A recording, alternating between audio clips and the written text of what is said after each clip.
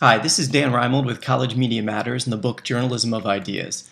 This is the 1 Million Story Ideas podcast. Aimed at inspiring student journalists, it's built atop the belief that anything and everything is full of newsworthy ideas. It's all in how you look at it. I couldn't resist touching on Forkgate. It's the current, I don't even know if I'd call it scandal, just sort of mini point of interest that is engaging social media users to a frenzy and taking up some column inches and airtime among the New York and I think probably soon after national media.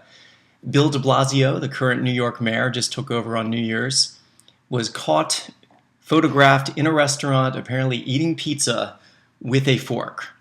This has led to the hashtag Forkgate.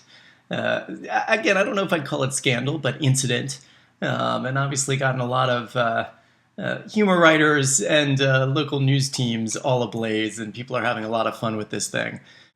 What this sparks in my mind from a student journalism perspective, or thinking about it within the college sphere, is just the notion of taking a look at food in a little bit of a different way, or specifically the sort of eating habits that might fall outside the mainstream.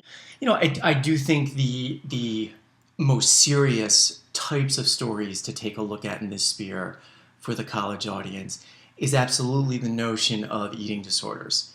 There are the baseline ones that often tend to get featured a lot in various forms, anorexia, bulimia, the idea of obesity or unhealthy eating in any form.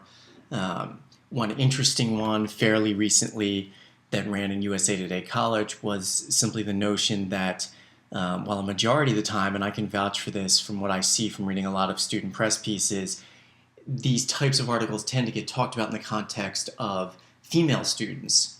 Eating disorders are apparently on the rise among male students as well. It's something that might be worth taking a look at among male students on your own campus. Another interesting thing to think about, just again in the realm of people who have to come across food in a little bit of a different way. Sometimes, maybe through literally a mental or emotional, psychological disorder. Maybe it's simply, a custom or habit gained over time, as I imagine de Blasio's pizza with a fork, habit has been.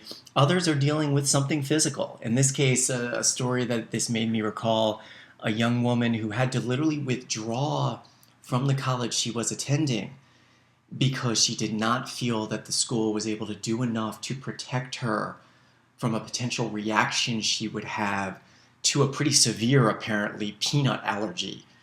It's literally apparently severe enough that if she comes into contact in any form in a variety of ways, she would go into shock and would have to get all sorts of emergency medical attention, and literally had to have signs posted on the classroom doors.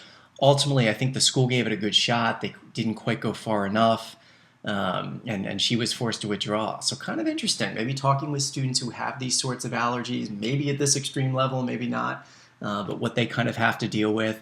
Also thinking along the lines of maybe students who are dealing with different issues that might lead to food restrictions on their end. Maybe conditions or other things that they're dealing with that might make food a problem.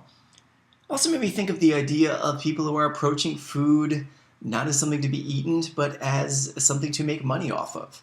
There's a growing number of student foodies who are turning their love of various cuisine into a money-making enterprise.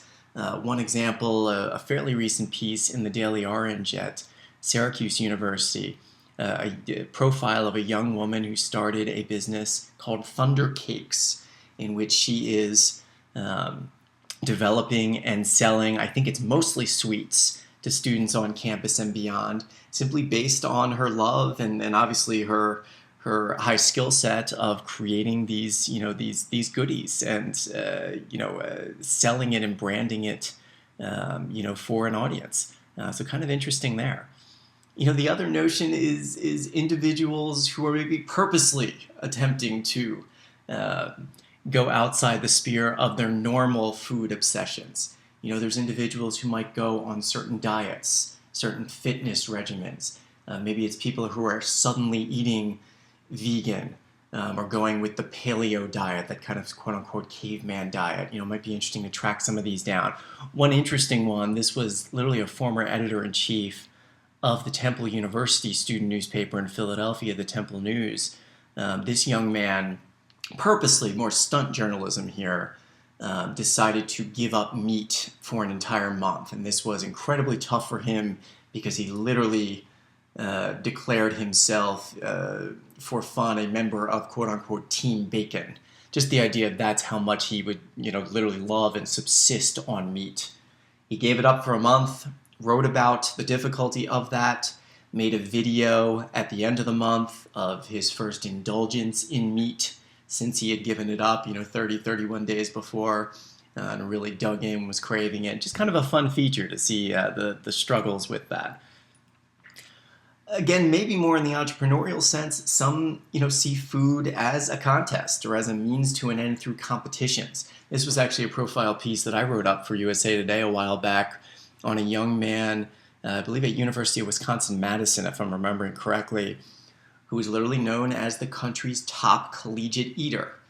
He's one of those individuals that you may have seen or that you might be used to seeing on the stages. Think kind of hot dog eating contest, but this takes place in various forms. Sometimes he's competing against others. Sometimes he's taking on various restaurants or food establishments challenges to eat a certain amount, in a set time. He makes money for it and has been able to, I believe, pay a majority or even all of his undergrad tuition. Simply by eating a whole lot of food. He has an incredible constitution, this young man. Another interesting one on a food issue that the Spartan Daily at San Jose State put together, again, just kind of thinking outside the box on the notion of food stories that would fall outside the mainstream. So again, sticking with this sort of Forkgate, kind of doing something different theme in relation to food. This was a piece that the Spartan Daily put together with a related video in which they asked students on campus to sound out the names to various foreign food. The fun here is that they often got it wrong or came up with their own imaginary ways of saying these various food items. And it was kind of interesting to see food we even take for granted or may eat a lot or see on the restaurant menus as stuff we literally cannot even pronounce, that some of this stuff does fall outside of the realm of our experience. The one other interesting thing that came to mind, maybe not so much odd here, but simply as something you might be able to do as the student media team, based on a New York Times report that I saw a while back. It was a piece, and the details escape me, but the basic gist is that there's a slightly well-known New Yorker that purposefully, every once in a while, invites random strangers who are in some way influential in the city to dinner, sits down with them and just sort of gleans knowledge and sort of sees what he can learn from them. And there's a whole other side story to it with a group that's involved with it, but kind of an interesting idea. And it did make me think of a kind of hokey but kind of fun special a while back that Larry King put on. I think it was known as A Dinner with the Kings or Dinner with the King, something like this, a Larry King special in which he invited a whole bunch of A-list celebrities in a variety of areas, from Hollywood to technology to the sports world, and just sat them down for dinner and kind of did an interview that became sort of this social experiment and just a really interesting back and forth. And found there was a lot of honesty, and the individuals really played off each other very well. It was everyone from Russell Brand to Jack Dorsey, the inventor of Twitter, to Tyra Banks, Shaquille O'Neal, Conan O'Brien. Might be interesting to maybe stage a dinner sit down, maybe even in the campus cafeteria. Who knows? Go for it, with some of the A-list, individuals on campus. Maybe at the student ranks. Maybe you do it among administrators, faculty, staffers. I think this could be a way to get around kind of the formality of an interview that might turn off, especially maybe administrators that might be worried about sitting down with a student ally or just sort of hesitant to do so. And it might be a way to kind of get them to open up, and if nothing else, kind of a fun feature if you cover it in a variety of ways. The last thing I'd throw out, the closest to a social interactive idea that I think is obviously the most obvious related to this whole Forkgate scandal, is to see if we can find a little bit of love and understanding for our New York City Mayor de Blasio, and get a sense from others, maybe through a Twitter hashtag that you set up for the school, or maybe through a video man on the street style that you mash together, maybe through a quick Tumblr blog you set up, asking people to confess their own offbeat dietary habits, either how they are eating certain things, what they are eating, maybe what they're putting together in various concoctions, the midnight snacks, the crazy things that they're using chopsticks or forks and knives with, maybe the things they're munching up with their hands, maybe just the strange things they put together on the same plate or put together in a sandwich. Might be fun to get a sense so we could have a little bit more understanding for de Blasio as this Forkgate continues to spin out of control, at least at this moment. All right, that's all the ideas for today. Thanks so much, guys.